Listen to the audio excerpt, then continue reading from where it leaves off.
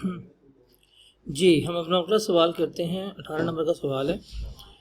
The requirement है produce the analysis of property, plant and equipment as it would appear in the financial statement of Carly for the year ended 31 दिसंबर 2015। जो इस साल के and पे उसके हमने financial statement के ऊपर जो हम पीपीई का नोट पर, एनालिसिस का मतलब यहाँ पे नोट ही है, जो हम नोट बना कर देंगे वो हमने इसको यहाँ पर बताना है। ईयर एंड इसमें इंपॉर्टेंट है और रिक्वायरमेंट में हमेशा जो चीज़ इंपॉर्टेंट होती है वो हमें हाईलाइट करनी चाहिए। इसको हम क्या कर लेते हैं, हाईलाइट कर लेते हैं कि भाई साहब ये चीज़ है और ये मैंने इस डेट के ऊपर निकालनी है। सवाल पढ़ते हैं, कहते हैं the following is an extract from the financial statement of Carly on 31 December 14, मतलब ओपनिंग उसने हमें बैलेंसेस गिवन की हैं, कॉस्ट गिवन की है, डिप्रिसिएशन गिवन की है, उसने हमें कैरिंग वैल्यू गिवन कर दी है। एक हमारे पास लैंड बिल्डिंग है, पीपी प्लांट इक्विपमेंट है, कंप्यूटर्स हैं और इनका उसने हमें टोटल बैलेंस गिवन किया है। फर्दर उसने हमें क्या गिवन किया, उसने हमें साथ अकाउंटेंसी पॉलिसीज़ उसकी बता दी हैं कि वो किस पॉलिसी के तहत इनको लेके चलेगा, वो उसने हमें यहाँ पे बता दी है। उसने कहा है कि डेप्रिसिएशन जो है वो इस तरह से ली जाएगी, लैंड बिल्डिंग पे 2% पर एनम है, स्ट्रेट लाइन बेसिस के ऊपर हम फिर बिल्डिंग भी डेप्रिशिएट करेंगे, मतलब लैंड डेप्रिशिएट नहीं होता, सिर्फ बिल्डिंग डेप्रिशिएट होगी। प्लांटेड इक्विपमेंट WDV 25% के ऊपर है और ऑन कंप्यूटर पे हम 33.33% पे लेके जा रहे हैं स्ट्रेट लाइन बेसिस के ऊपर। फर्दर कहता है G on during 2015 the following transaction took place, ये ट्रांजेक्शन वगैरह हुई हैं। On 31 December the land and building were revalue to ₹1750, land and building की रीवैल्यूएशन होगी 1750।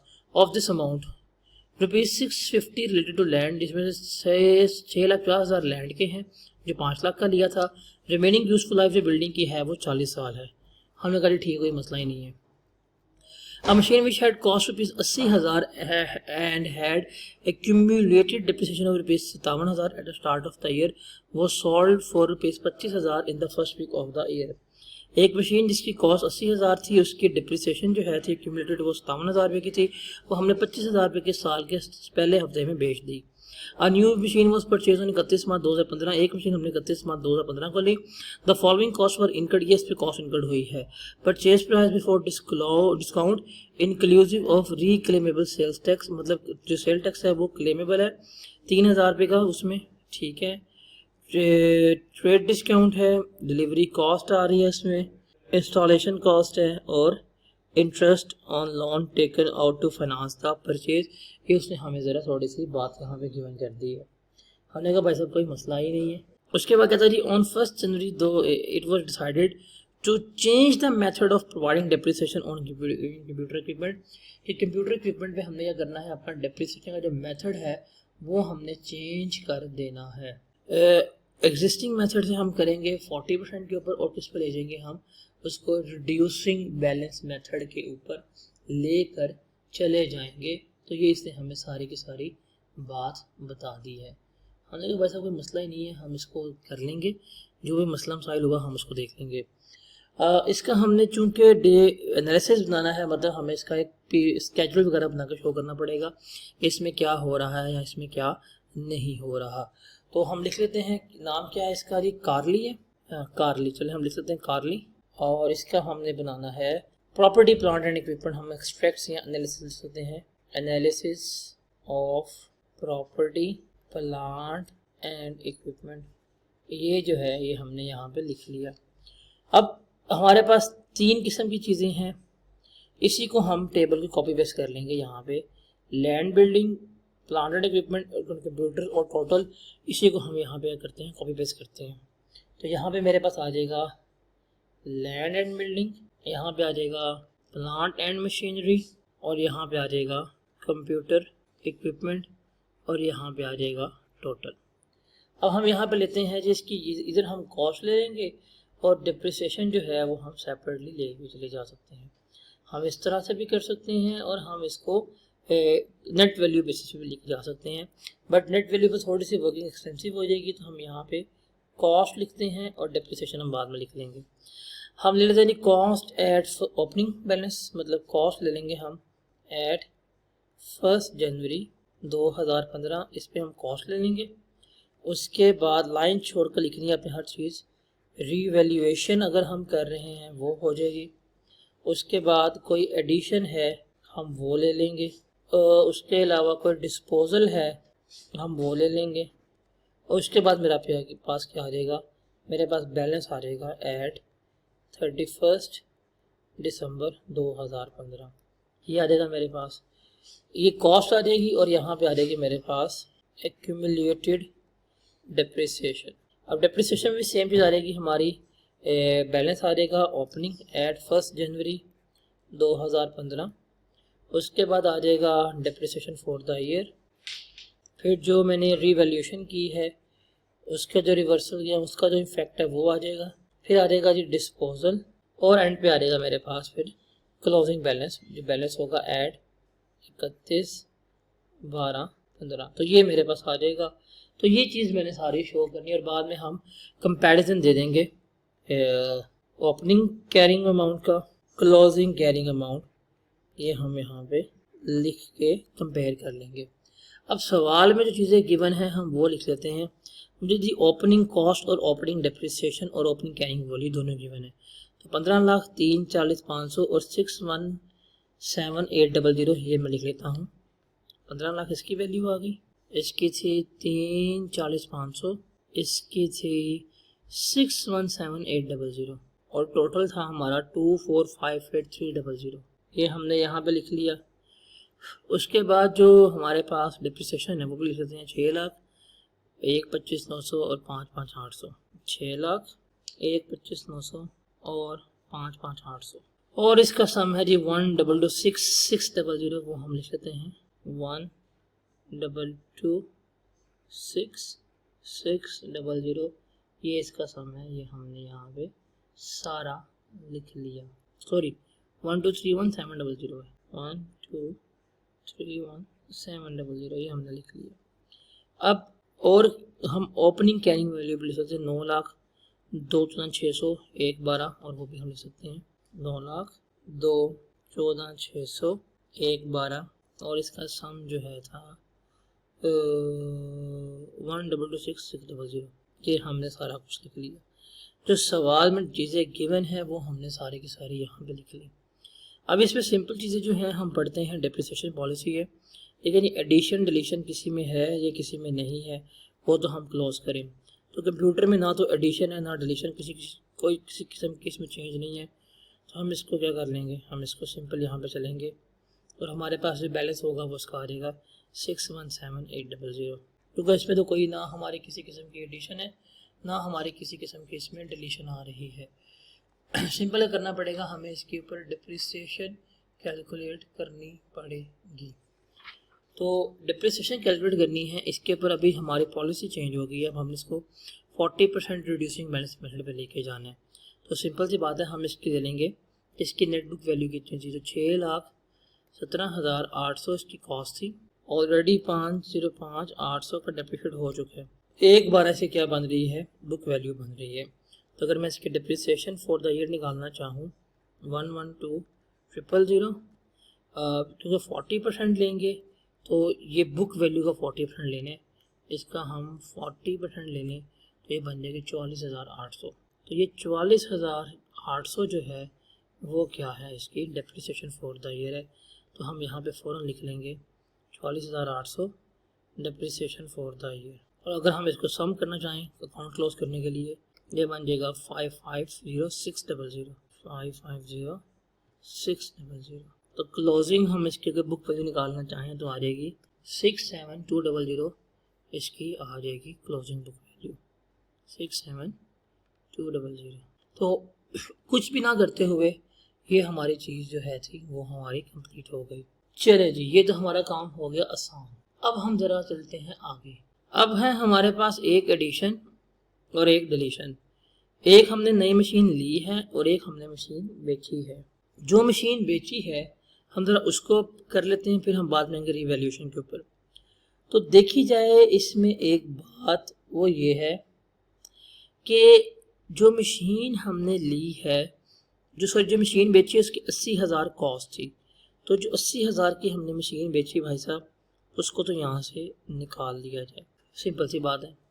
और चूंकि ये हमने पहले हफ्ते में ही बेची है तो इसकी जो डिप्रिसिएशन होगी वो भी हमें निकाल देनी चाहिए। तो उसकी 57,000 बन रही है एक्यूमुलेटेड डिप्रिसिएशन, तो वो भी हम क्या करेंगे, डिस्पोजल में रिमूव कर देंगे 57,000। तो ये भाई साहब मशीन का जो डिस्पोजल है वो तो चला गया हमारी ज़िंदगी से आउट।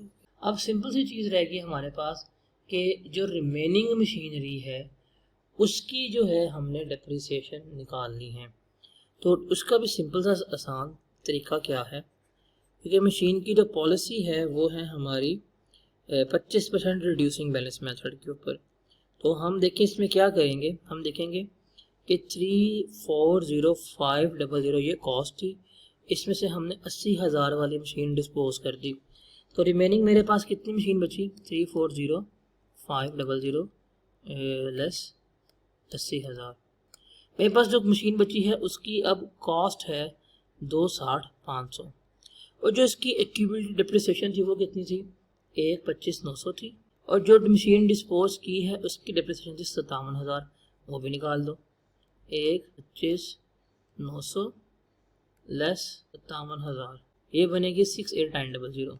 तो ये 68,900 क्या है, ये डेप्रिसिएशन है इस एसेट की जो मेरे पास मौजूद है।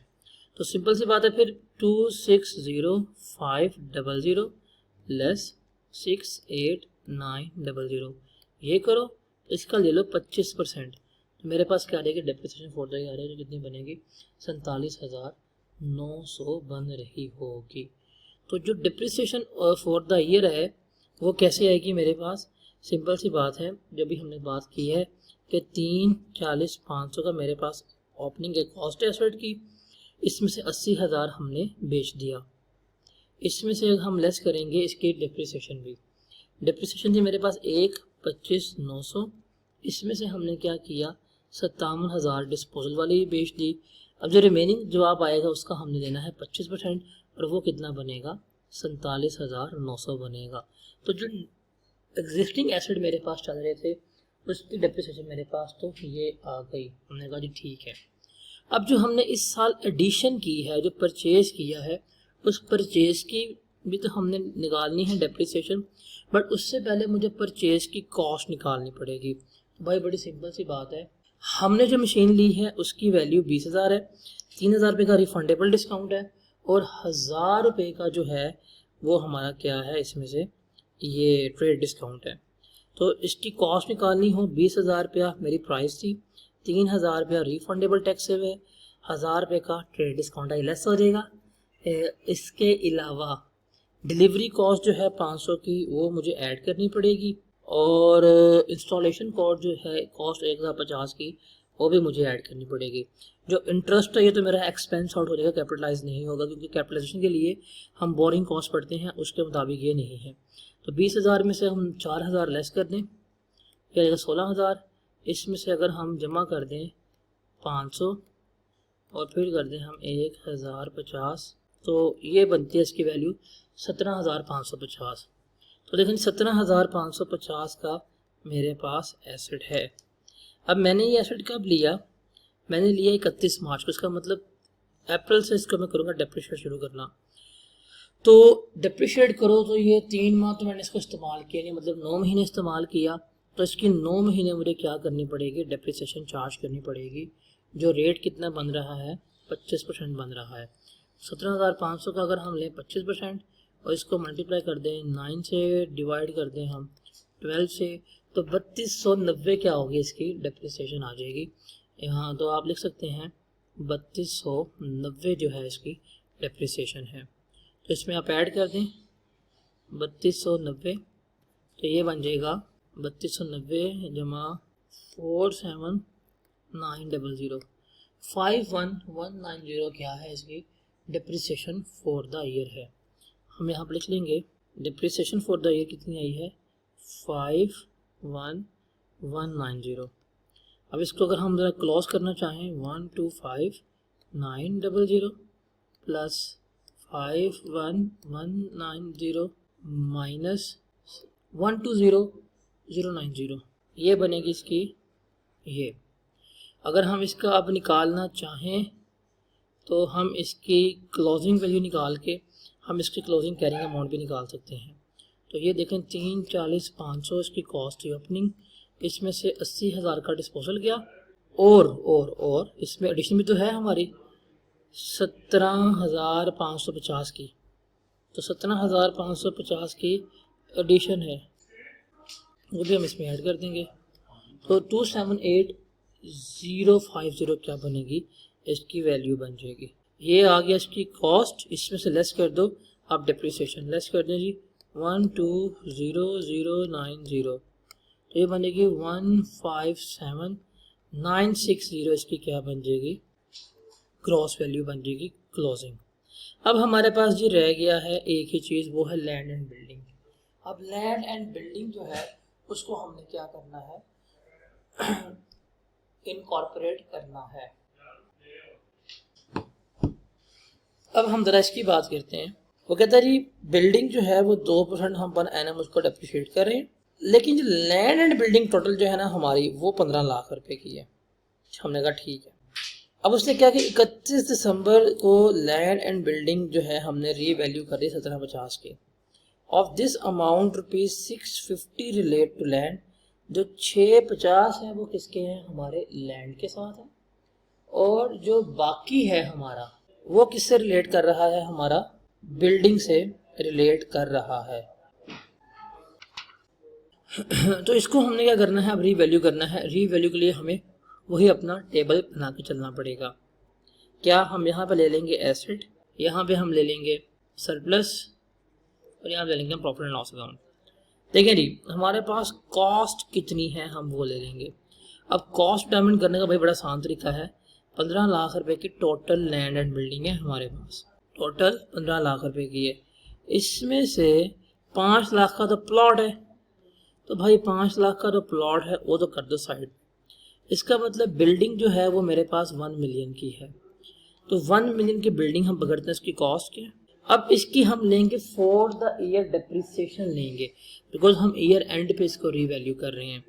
तो डिप्रिसिएशन अगर हमने फॉर द ईयर लेनी हो तो हम कैसे लेके सकते हैं, 1 मिलियन इसकी वो है जी ये, और 2% इसकी हमने डिप्रिसिएशन चार्ज करनी है, तो 1 मिलियन लेस मल्टीप्लाई बाय 2%, 20,000 बनती है इसकी डिप्रिसिएशन।